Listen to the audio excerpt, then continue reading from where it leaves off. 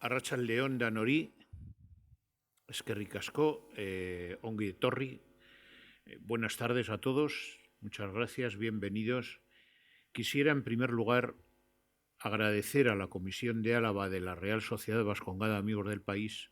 la oportunidad que me brinda para hablaros de un tema tan apasionante como es la Navidad en Álava. Y entre otras razones, porque con este mismo título,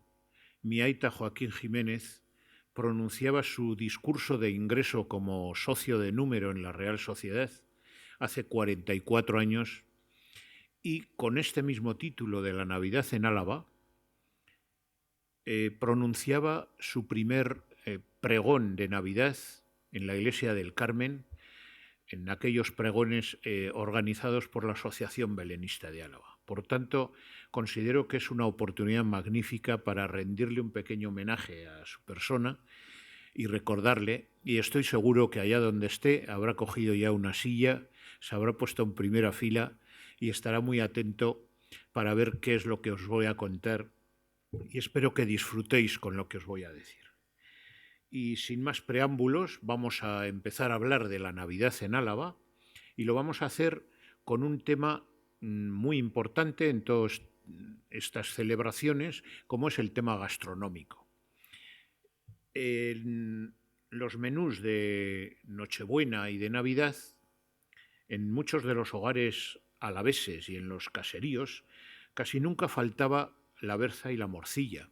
Bien es cierto que se solía hacer un pequeño esfuerzo económico y también se podían ver en las mesas pues algún capón, algo de bacalao, un besugo si el esfuerzo económico había sido algo mayor, algunos trozos de turrón del duro y del blando y alguna compota hecha a base de manzanas, orejones, ciruelas pasas, unos higos y demás. El menú, los ingredientes, coincidían generalmente al día siguiente en el menú de Navidad, pero había algo que diferenciaba perfectamente estas dos tradiciones. Y es que el día de Nochebuena, normalmente cuando estaban ya todos sentados en la mesa, el señor de más edad del caserío cogía la hogaza de pan, le marcaba una cruz en la parte inferior y partía un primer chusco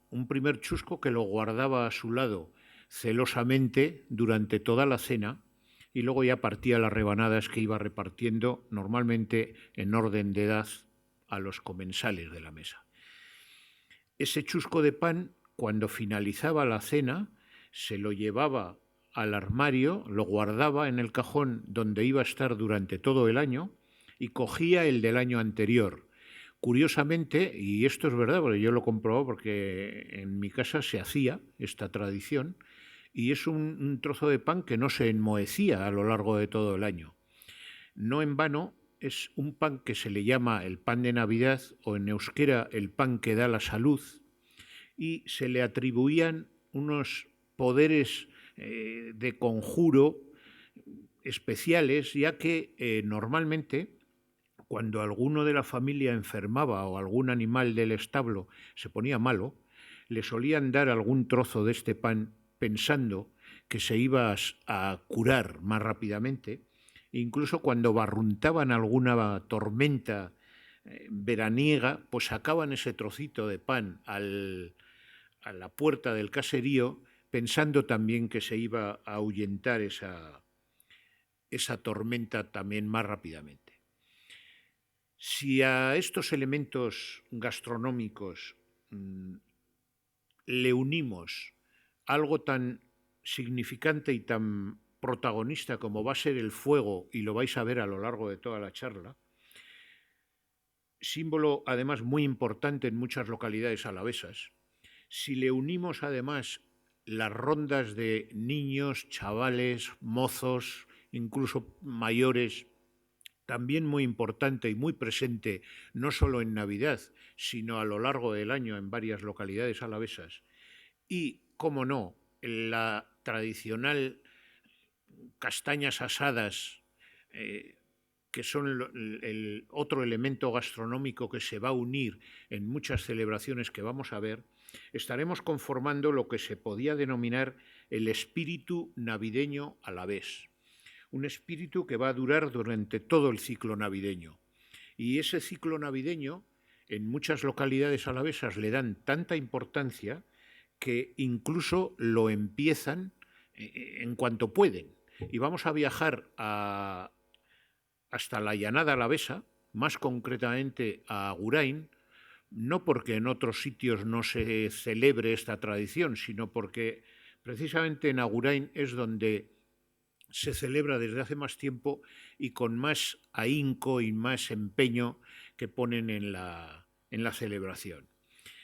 Esta fiesta, denominada Fiesta del Obispillo, tiene lugar el 6 de diciembre, iniciando ese ciclo navideño, en el día de San Nicolás, con acento en la O, como les gusta decir a los propios niños de Salvatierra o de Agurain y a las gentes de allí, quizá por influencia de los pueblos navarros limítrofes, donde también tiene mucha fuerza esta celebración. Bien, como digo, ese día, el 6 de diciembre,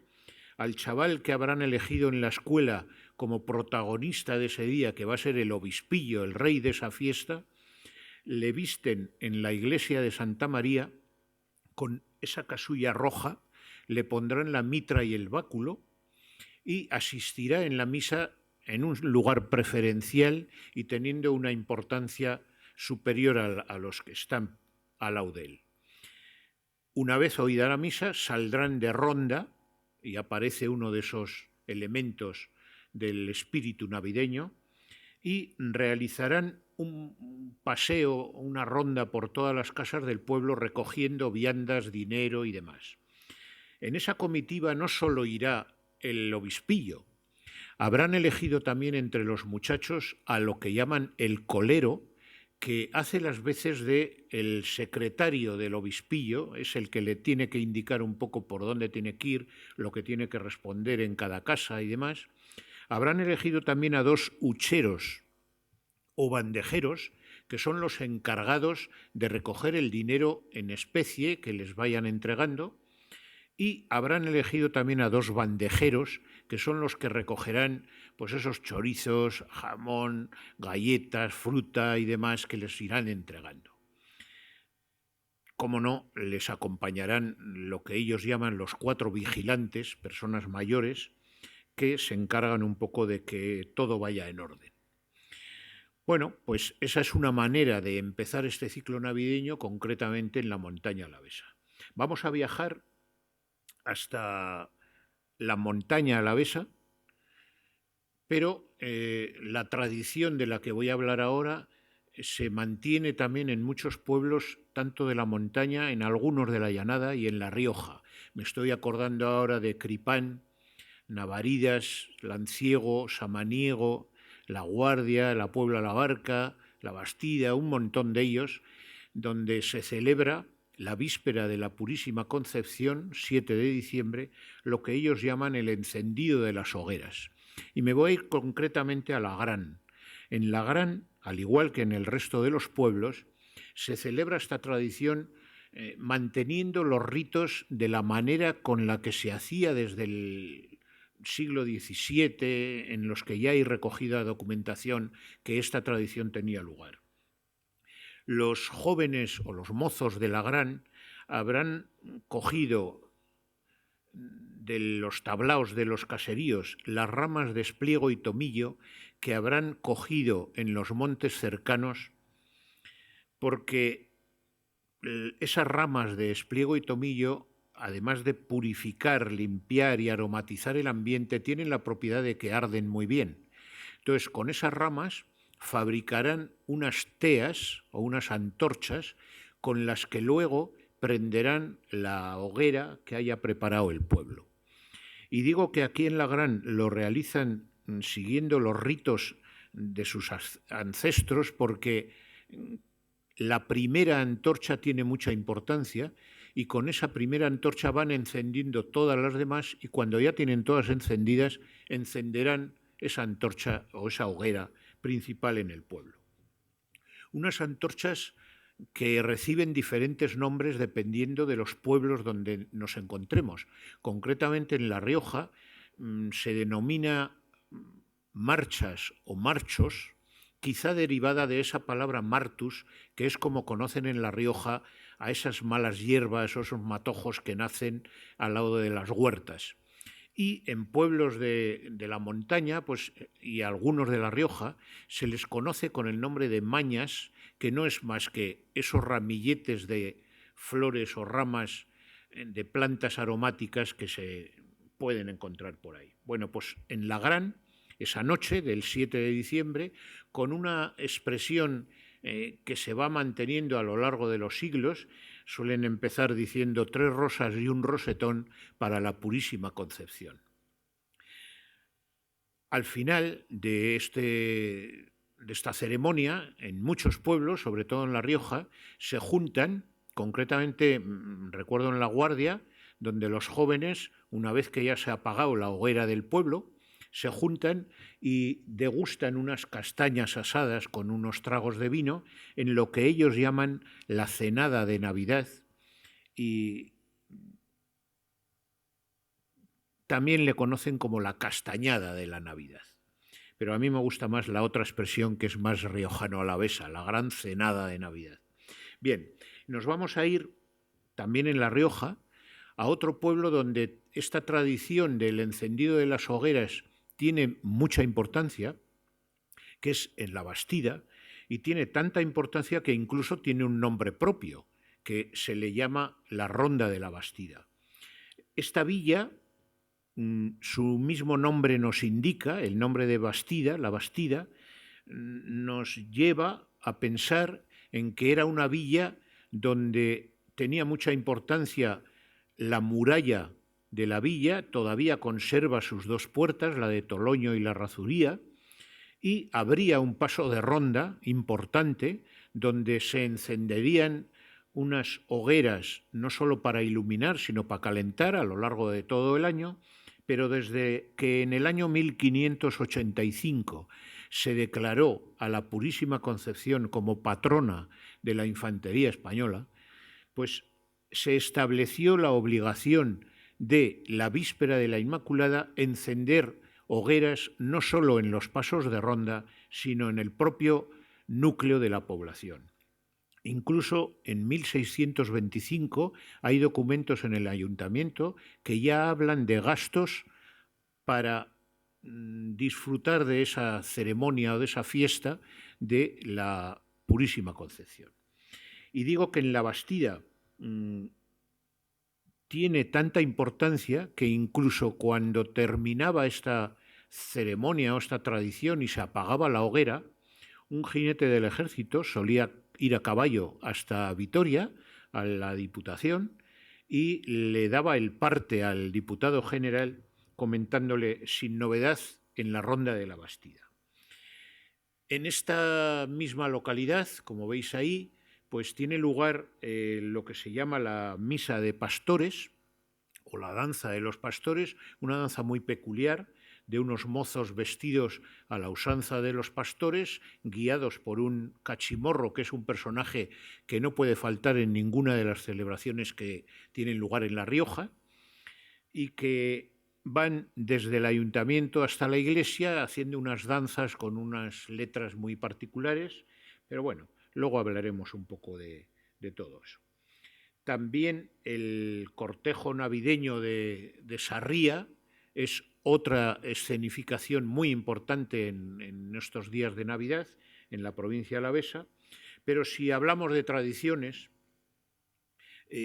una muy importante es la de, aunque se está perdiendo un poquito ya la tradición, aunque gracias a la Asociación Belenista aquí en Álava, pues está retomando otra vez, yo creo que con bastante fuerza, la tradición esta de montar belenes. Yo recuerdo,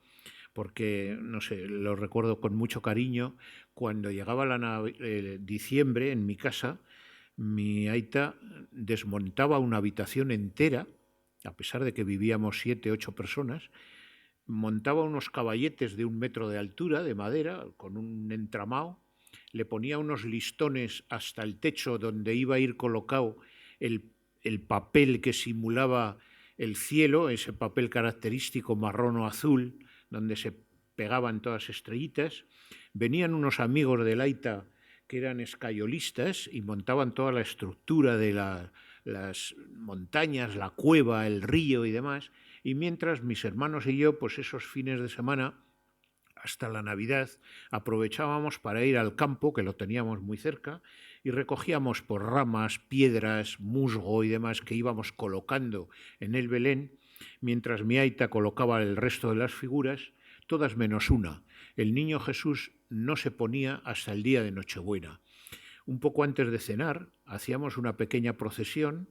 y cantando unos villancicos, mi aita llevaba el niño Jesús en las manos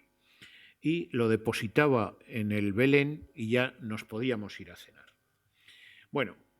si tenemos que hablar de Belenes, en Álava tenemos dos representantes muy importantes, uno el Belén articulado barroco de La Guardia y el Belén monumental de la Florida, y si hablamos de belenes vivientes, pues no podemos dejar de mencionar los belenes de Samaniego, de Víllodas, de Zurbano, incluso algunas representaciones que hacen en Pipaón y en Lagrán, de las que ya hablaré también más adelante. Pero como de todas estas tradiciones y ceremonias que he pasado así muy de corrida, hablaré luego más detenidamente, ahora quisiera hacer una reflexión sobre la Navidad para comparar los ritos de la celebración pagana con los ritos que hacemos en nuestra Navidad, para que veáis el paralelismo tan increíble que existe. Bien, decía el geógrafo Estrabón, allá por el siglo I a.C., que observaba, y lo dejaba así por escrito, que los pueblos primitivos, cuando llegaba el plenilunio,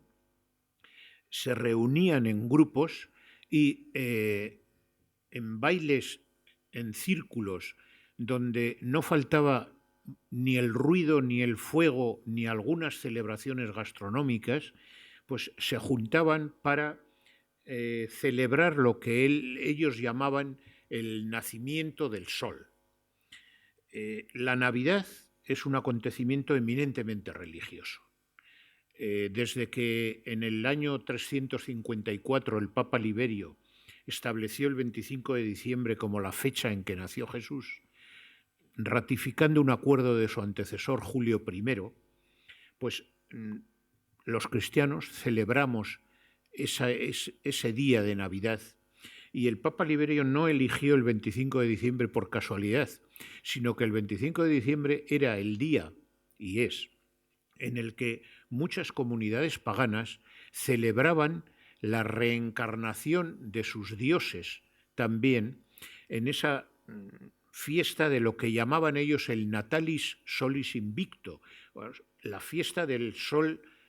que acaba de nacer y que ya no hay quien le pare. Bien, pues la Navidad, como digo, es la rememoración anual de la maravillosa acción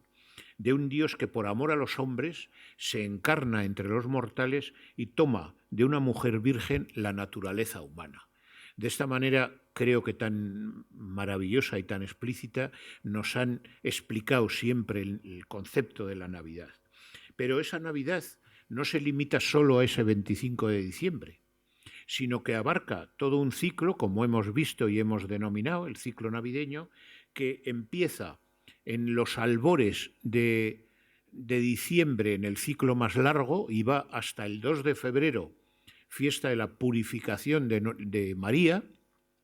fiesta que, por cierto, se aprovechaba para quitar y desmontar los belenes que habían estado en iglesias y en los hogares, o un ciclo navideño que va en el sentido más corto desde la Nochebuena hasta el Día de Reyes. Bueno, pues las fiestas más importantes dentro de las comunidades estas paganas que hemos mencionado tenían lugar en Roma. En Roma celebraban la rememoración, la reencarnación de sus divinidades, que las personificaban en los dioses Saturno, Lupus o Jano. Saturno y Lupus, de ahí las fiestas lupercales o saturnalias, y el dios Jano, al que siempre se le representa con dos caras, una de joven y otra de viejo, porque es el dios que tenían los romanos para simbolizar el paso de lo viejo a lo nuevo, o de la oscuridad a la luz. Y qué mejor situación que este solsticio de invierno, donde ya se empieza a clarificar la situación de esa fiesta del nacimiento del sol. Las Saturnalias, como hemos dicho, empezaban casi siempre hacia el 17 de diciembre, que era cuando se empezaba a materializar ese solsticio de invierno, y un solsticio de invierno que en Álava lo tenemos muy bien marcado. Álava es muy rica en refranes, y tenemos dos refranes que marcan este periodo muy bien. ¿Quién no ha oído hablar nunca eso de por Santa Lucía acorta la noche y alarga el día? Como un poco el inicio de que ya se empieza a ver más luz. Y cerrando un poco ese ciclo corto de Reyes, hay otro refrán que dice que en Reyes lo notan hasta los bueyes, queriendo decir que ya cuando les mandaban salir a trabajar lo hacían con otra gracia, porque ya empezaban a notar una alegría especial. Bueno, pues esas fiestas romanas, ahora vamos a ver un poco el paralelismo entre los ritos paganos y los ritos que tenemos nosotros. Esas fiestas paganas comenzaban en los baños, en las termas, donde tenían unas estatuas de estos dioses, de Saturno, Lupus y demás, a los que les habían colocado unas vendas en los pies, y que ese día, después de purificarse con el agua, les quitaban esas vendas que simbolizaban todas las ataduras y todo lo malo que había habido durante el año, y les azotaban simbólicamente, perseguían a lo largo de las termas, como queriendo quitar las impurezas de los que se bañaban allí, y al final esas vendas eran quemadas en una pequeña hoguera para olvidarse de todo lo malo. Bien, nosotros en nuestras celebraciones también tenemos unos ritos de preparación para ese ciclo o esa venida y esa importancia de la fecha clave en el ciclo navideño, como hemos visto con la purificación como hacían en Lagrán, con esas ramas de espliego y tomillo, o bien también con la fiesta del obispillo de Salvatierra o de Agurain. Y en el plano más cristiano, pues tenemos nuestras semanas de Adviento para preparar litúrgicamente la venida de Jesús. Bien, esas celebraciones proseguían también con la celebración de grandes banquetes en los que no faltaba una entrega mutua de regalos, una entrega de unos regalos que consistían en la mayoría de los casos en pequeñas estatuillas de cera, o unos colgantes, o unos pendientes, unos anillos, a los que los romanos llamaban estrenas, y de ahí viene nuestra palabra de estrenar. Y nosotros, a veces incluso es casi lo único que nos queda, también tenemos nuestras celebraciones a base de banquetes en todos estos días, aunque la labor de la entrega mutua de regalos las hayamos declinado en colocarlas junto al abeto, o, más en el caso de los niños sobre todo, se lo encargamos a Papá Noel o a los Reyes Magos o al mítico lenchero en el País Vasco, del que luego hablaré un poquito más. De la misma suerte, tampoco están ausentes en nuestra Navidad, y tampoco estaban en las fiestas estas romanas, la elección de lo que ellos llamaban el rey de la fiesta. Un rey de la fiesta que lo hacían para agasajarle y darle todos los honores, pero al final acababa también simbólicamente en una hoguera para querer terminar con todo lo malo que había sucedido durante el año. Y también nosotros tenemos ese rey de la fiesta, como hemos visto en sitios como Agurain, y quizá ese sea el origen del el haba que se coloca en el roscón de Reyes para finalizar el ciclo navideño, en lo que también llamamos el rey de la fiesta, a aquel que le toca. Y para completar esas fiestas saturnalias, tenía lugar el hecho de concederse los amos y criados o autoridades y súbditos, familias y amigos, pues una serie de mutuas licencias o libertades para lanzarse unos epítetos con unas críticas ofensivas más o menos malintencionadas que había que soportar estoicamente y que no son más que el reflejo de las bromas que nosotros tenemos, aunque cada vez esté más en desuso, en nuestra día de inocentes. Como veis, existe un paralelismo muy claro entre todos los ritos que hacían o desarrollaban estas fiestas paganas romanas y con la celebración de nuestras Navidades, aunque también es verdad que mucho de la representación, sobre todo en tiempos más remotos, con las que celebrábamos nuestra Navidad, se esté perdiendo un poquito ese sentido que llevaba en sus orígenes. Y vamos a pasar a hablar del olenchero, ya he dicho que iba a hablar un poquito más. Un olenchero que se trata de un grotesco muñeco con un atuendo de aldeano que es paseado en una carroza por los mozos por nuestras calles y que empezó en sus orígenes en el País Vasco, sobre todo en pueblos del norte de Guipúzcoa y Navarra, pero que se ha extendido absolutamente a todos los pueblos y localidades, de tal manera que no hay hoy en día ninguno donde no tenga lugar esta celebración. Como digo, es un bonachón que siempre sale representado pues, con esas pieles de cordero, con la boina, con la barba bien poblada, manchada la cara de carbón porque ese es su oficio, con la pipa entre los labios y bueno, anunciando la buena nueva de que Jesús ha nacido. Por eso quizá la costumbre de que acompañe, aunque cada vez menos, un pequeño Belén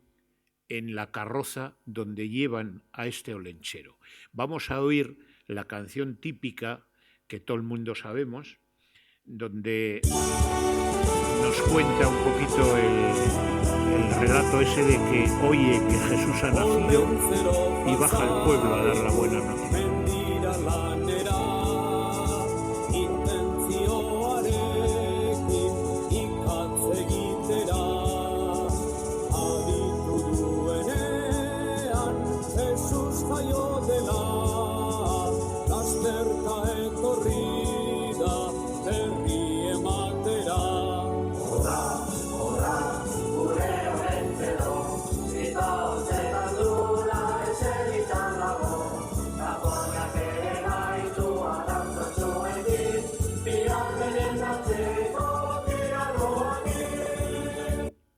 Bien, ya hemos puesto un poco de música en todas estas celebraciones que tampoco tiene que faltar y de todas formas resulta un poco un enigma este singular personaje, tanto en el móvil de la costumbre como el alcance real de su mensaje, en el por qué, en el cómo. Está un poco perdido, incluso los etnógrafos, historiadores no se ponen muy de acuerdo en dar un poco sentido a todo este personaje, aunque sí se ponen más de acuerdo en representar en este personaje lo que en Euskadi se denominaba el onensaro, la época de lo bueno, simbolizando una expresión como el cambio que se produce en la naturaleza en este solsticio de invierno donde ya parece que empieza un poco todo a florecer. De todas formas, pues bueno, este personaje que aparece desde hace unos años acompañado de la inseparable Maridomingui, pues bueno, quizá pueda estar ahí un poco para que nos sirva de nexo de unión entre esos ritos paganos y los ritos de las realidades cristianas. Ahí lo dejo. Bien, y así como la fiesta del olenchero se ha mantenido, incluso ha crecido en celebraciones en muchas localidades. Otra serie de tradiciones como la ronda de villancicos, las bromas del Día de Inocentes, incluso otra tradición como la quema del R. Puyerre con las hogueras y demás, de las que luego también hablaremos, se están perdiendo o se han perdido un poco en cuanto a su celebración. Pero junto a todas estas celebraciones y tradiciones de costumbrismo navideño, hay una que ya he mencionado antes que ahora está cogiendo más auge, que es la de montar el Belén. Montar el Belén ha sido una tradición, sobre todo hace unos años, que en todos los hogares prácticamente había uno. Y para hablar un poco de la tradición de los belenes, tenemos que remontarnos hasta el año 1223,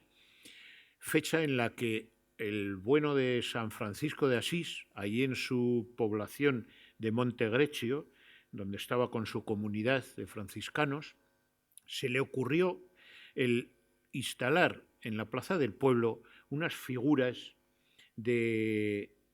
José, María, el niño, la mula y el buey, cantar unos villancicos, unas oraciones y demás, y cuenta la leyenda que al día siguiente, cuando fue de nuevo el día de Navidad a repetir la operación, se encontró que el niño Jesús había recobrado vida.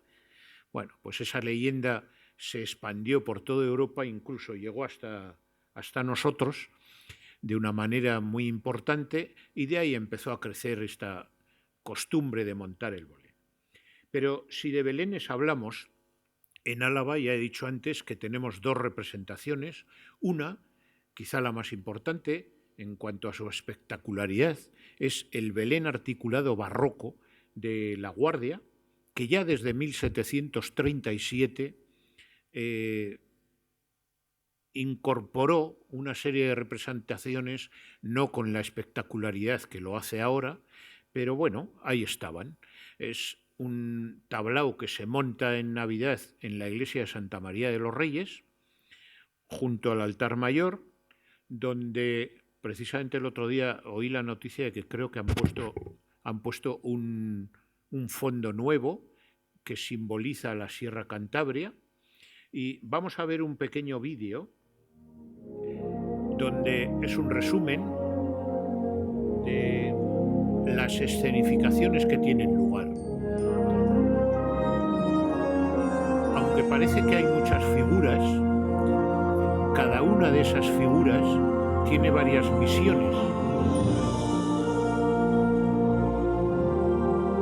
La que hace de rey otro día es un ángel, un labrador o un pastor.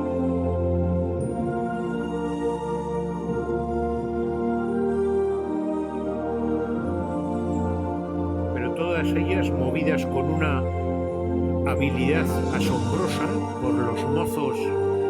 de la guardia que van en el entramado que montan de madera con unas guías y van por debajo moviéndolas, haciendo las 4 representaciones que hacen en todo el ciclo navideño. La primera, se hace el 25 de diciembre, donde representan el nacimiento de Jesús.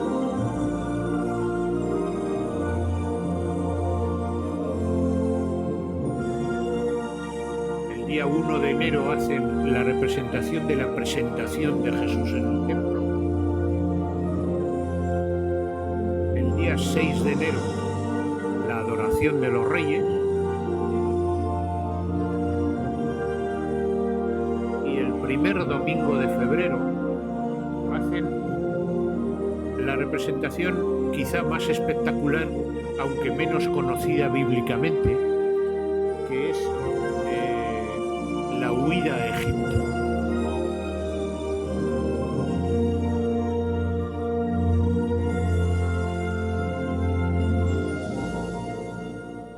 Una huida a Egipto donde se representa es muy curiosa porque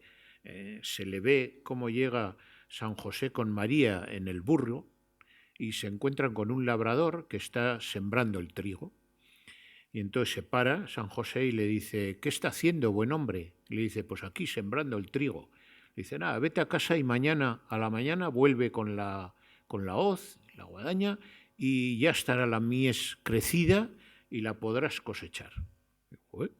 Se marcha, le hace caso,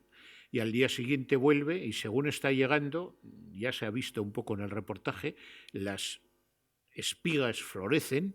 y se queda todo el campo lleno de la mies y empieza a recogerlo. Y cuando lo está recogiendo llega el ejército de Herodes y le dicen, oiga, buen hombre, ¿ha visto pasar por aquí a una mula con San José? Y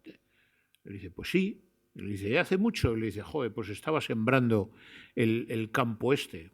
Y entonces desisten de la idea y se dan la vuelta. Como digo, una espectacularidad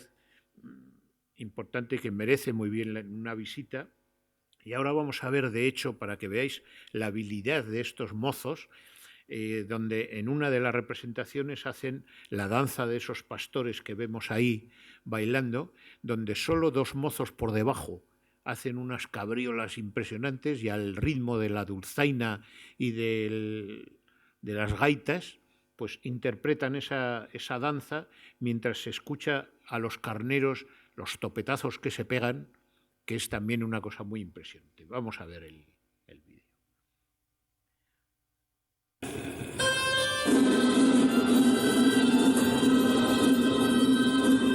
¿Veis una representación del arco de entrada a la calle de la Guardia? También una cosa curiosa, particular del montaje. Y veis a los carneros escuchar los topetazos.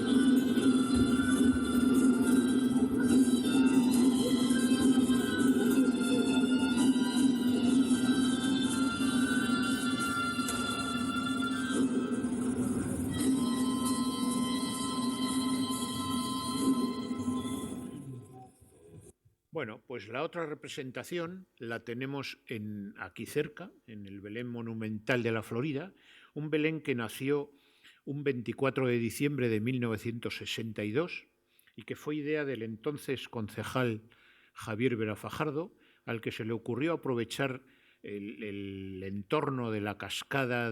artificial de la Florida y de la cueva para instalar allí unas figuras. Empezaron con las de San José, la Virgen, el Niño, la Mula y el Buey, y algún pastorcillo, unas figuras que les encargaron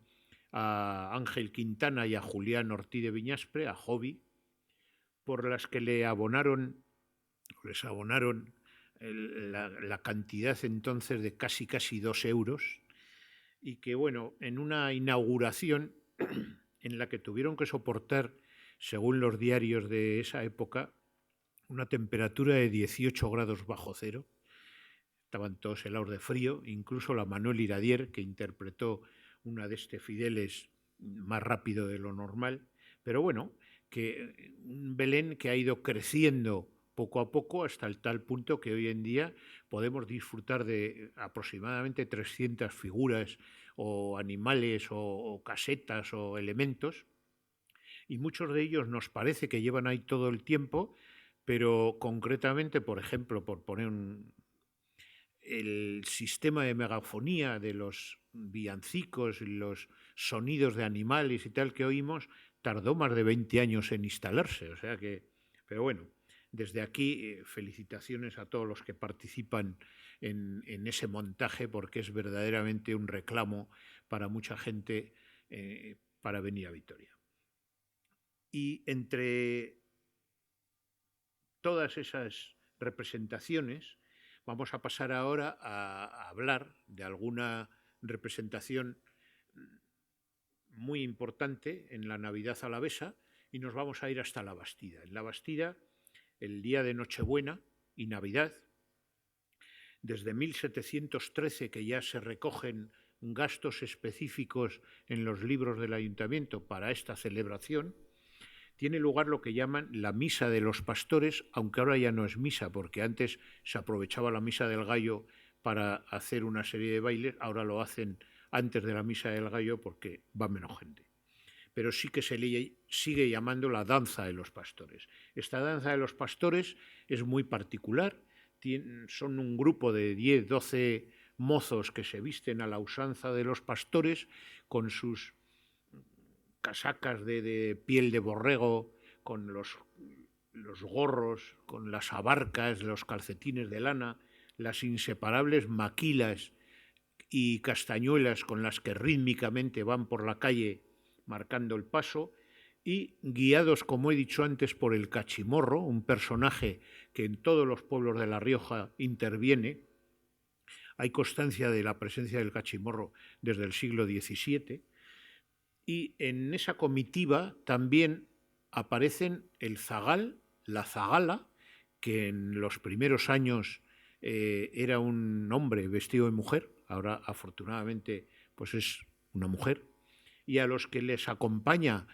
el abuelo, que lleva el corderito entre sus brazos, porque otra de las particularidades de esa celebración son las letras que van cantando los pastores estos, letras muy específicas y para cada momento de la danza, y que en un momento determinado hace balar al corderillo porque así lo requiere la letra. Vamos a ver una de las primeras danzas que tiene lugar cuando estos mozos, estando reunidos en la plaza del pueblo, reciben el anuncio de que Jesús ha nacido y van al ayuntamiento a pedirles que vayan con ellos a adorar al niño hasta la iglesia. Adorar al niño al templo, pastores venid, pastores llegad, que viva el alcalde y esta autoridad, que siga mandándonos hoy, a ver en pastores y a ver al Señor.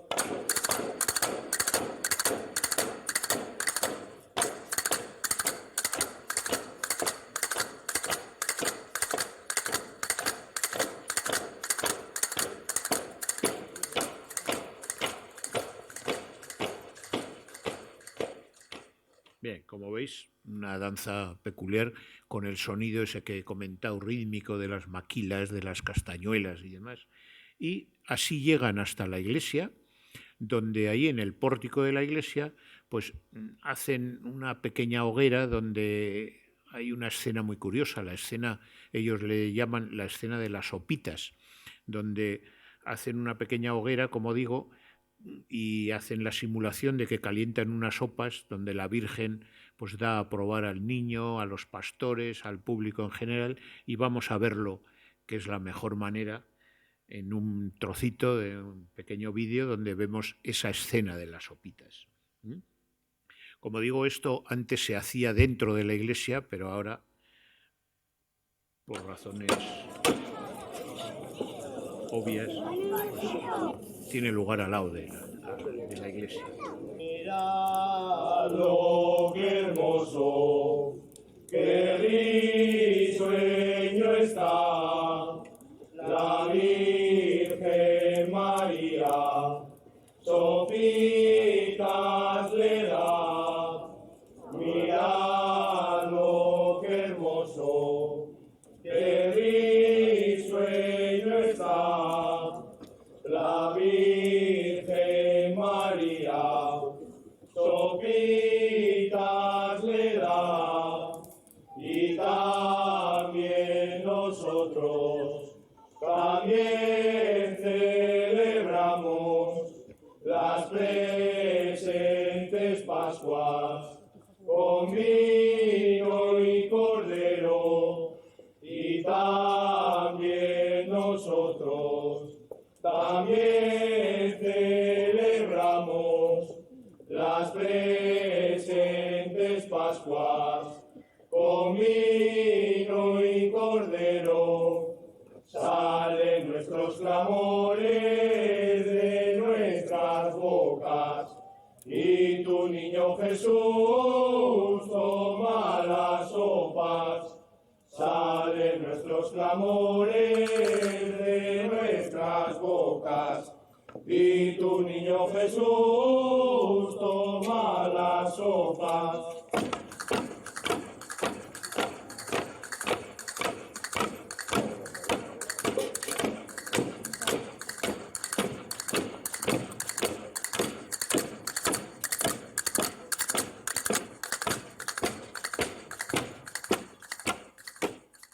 Bien, como veis, una riqueza expresiva en esta tradición, digna también de ir en cualquier momento a disfrutar, porque al día siguiente también tiene lugar la representación. Lo hacen el día Nochebuena y luego en Navidad. Bien, la otra gran representación que tiene lugar, que se le puede considerar como una especie de pastoral, es el cortejo navideño que tiene lugar en el pueblo del Valle de Zuya, en Sarría, y es de las celebraciones modernas la más antigua. Esta se viene celebrando desde el año 1974, según una idea de Raquel Izaga, que adaptó Cayo Luis Bea Murguía, y en cuanto cogió la idea, pues se inventó una serie de letras para una escenificación, crearon una música incluso apropiada para ese momento, de Luis Aramburu, con unos arreglos posteriores de Sabin Salaberry y unas danzas específicas en las que intervino también mi aita para la recuperación.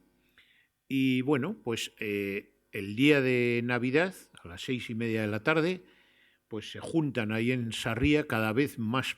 mozos y habitantes de los pueblos de al lado que quieren también participar, se visten a la usanza típica del país, se juntan en la ermita de la Inmaculada Concepción, ahí en Sarría, y estando todos allí junto a los puestos de oficios diferentes de aquella época, reciben el anuncio del ángel de que Jesús ha nacido, y entonces empiezan en calejira, viribelquetas, con ritmo de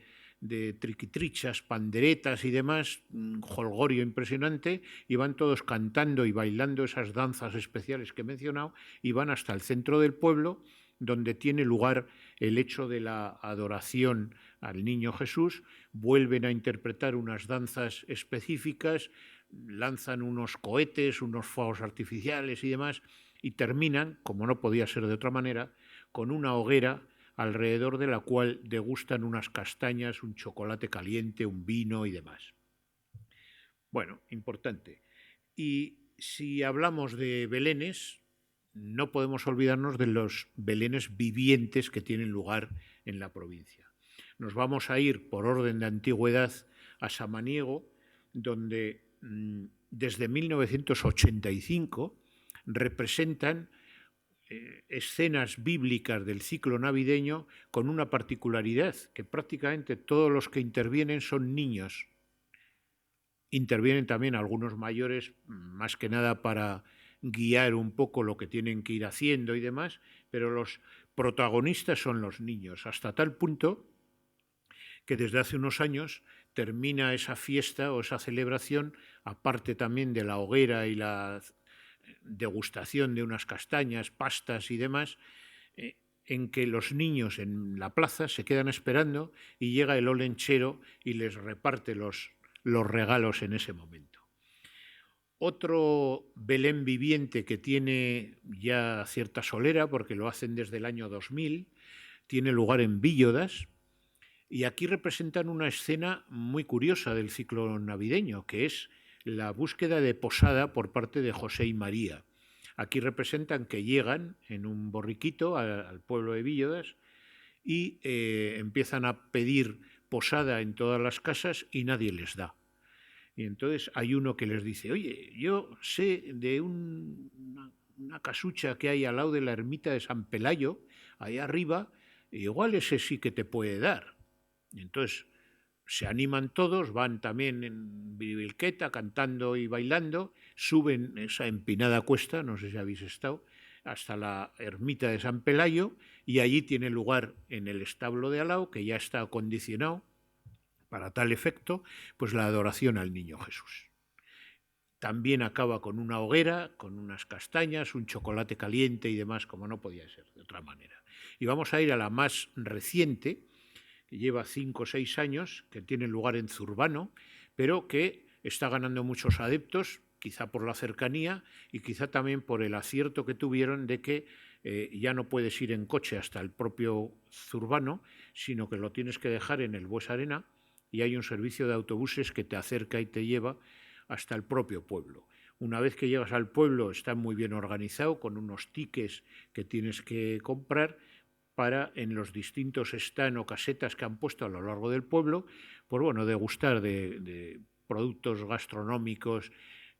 que pueda haber por ahí, diseminados junto a las casetas donde se representan las escenas que, ayudados por un carrito con unos altavoces y demás, tienen lugar representando pues la Anunciación, la búsqueda de posada, el empadronamiento en el censo de José y María, la visita de los reyes a Herodes y la propia adoración al niño Jesús cuando ha nacido. Bien, y vamos a casi terminar hablando de una tradición que ya hemos mencionado antes, que es el R+R,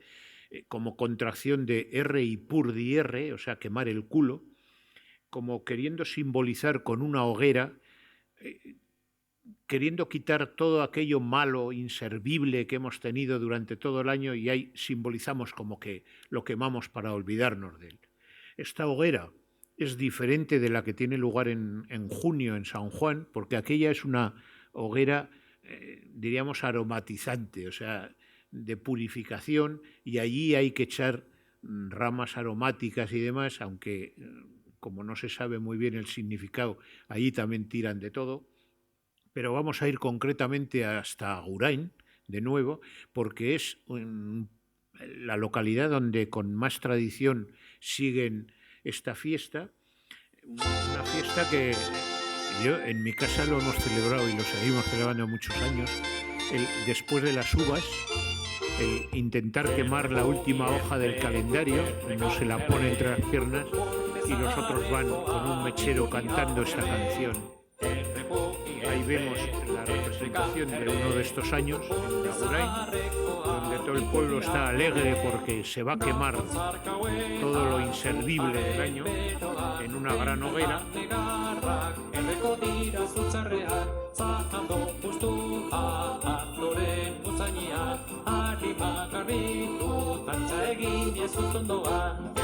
Cómo no, acaban con un chocolate o con un vino antes de darle fuego, y ahí va el encargado a prender el fuego ante la alegría de todos.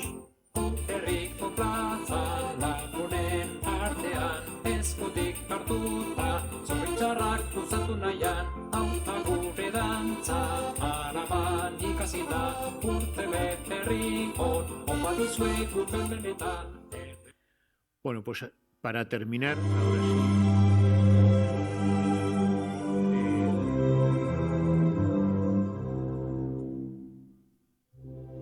quisiera hacerlo con una poesía que hice hace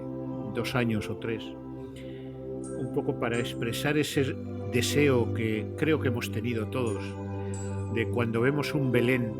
querernos hacernos pequeños y meternos entre las figuras para llegar hasta el portal. Pues yo he querido expresarlo con unos versos que espero que os gusten. Dice así: amanece en Nazaret, solo se escucha a los gallos, y el sol extiende los rayos por encima del parquet. Parquet que se ha transformado, pues no veo la madera. Ha cambiado la sala entera porque un Belén han montado. En un rincón los pastores, junto a un chispeante fuego, en sus llamas un gran juego, un juego de 1000 colores. Una oveja pega un salto, algún pastor descansando. ¿Pero qué estarán mirando? Si hay un ángel en lo alto. El ángel está diciendo que muy cerca del lugar, en un humilde pajar, Jesús ahora está naciendo. Salgo corriendo del prado y me pongo a caminar sin saber dónde encontrar lo que el ángel ha anunciado. Por allí sale un camino que llegará hasta el portal. Pronto me encuentro a un zagal bebiendo un trago de vino. Oigo un cántico de gozo cuando voy por el camino, un pájaro con su trino y una mujer en el pozo. En un cruce de senderos que me llevará hasta el río, veo a lo lejos un trío de caballeros. El paso pronto aminoro, veo que llevan regalos, parecen los Reyes Magos, con su incienso, mirra y oro. No me quiero presentar en la cueva sin presente, me mezclaré entre la gente, algo tengo que llevar. Luce la cueva muy bella, con un grande resplandor, que matiza su color con la fuerza de la estrella. Y al llegar a aquel lugar y contemplar esa escena, me ha merecido la pena en esta salita entrar. Veo la mula y el buey, a San José con su vara, y tras la Virgen la cara de un cansado y viejo rey. Pero llama la atención la alegría de ese niño, qué gran muestra de cariño le sale del corazón. Sin saber qué regalar, rebusco en mi alrededor, quiero encontrar lo mejor que se le pueda entregar. Cojo una pequeña flor y me acerco hasta el portal, la dejo sobre el pañar y sonríe con amor. Allí están los pastorcillos, el zagal, la lavandera, la del pozo la primera y unos blancos corderillos. Uno le ha dejado galletas, otro paja en el pesebre, mientras un grupito alegre canta con sus panderetas. Meciéndose los cabellos veo la Virgen riendo, porque el niño está sintiendo que se marchan los camellos. Inundados de alegría, nos ponemos a cantar para poder celebrar lo vivido en este día. Pronto empieza a anochecer, pero nadie se quiere ir, pues todos quieren vivir lo que allí se pueda ver. Antes de que me haya ido, mucho quiero recordar y no quisiera olvidar nada de lo que he vivido. Y cuando todo ha acabado, queda en mi mente el chiquillo. Me voy cerrando el pestillo con mucho, mucho cuidado. Bueno, pues sintiendo esas castañas asadas, un poco manchados con el carbón del olenchero, oyendo el ruido del turrón duro al partirlo y sintiendo ya ese aliento en los cogotes de los camellos de los reyes, deseo que con esa hoguera del Ipurdierre quememos todo lo malo de este año, que ha sido mucho, y nos veamos todos felices el año que viene, para lo cual os deseo unas felices fiestas y un próspero año nuevo. Muchas gracias.